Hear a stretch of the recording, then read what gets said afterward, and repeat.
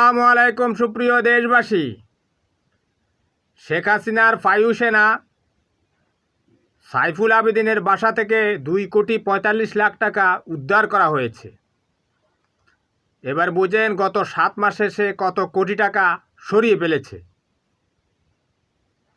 শেখ হাসিনার বিদেশি একজন সাংঘাতিক আছে, তার নাম কি জানি, লবণিতা চৌধুরী। সে বলতেছিল বাংলাদেশ সেনাবাহিনী নাকি 5 আগস্ট কু করেছে।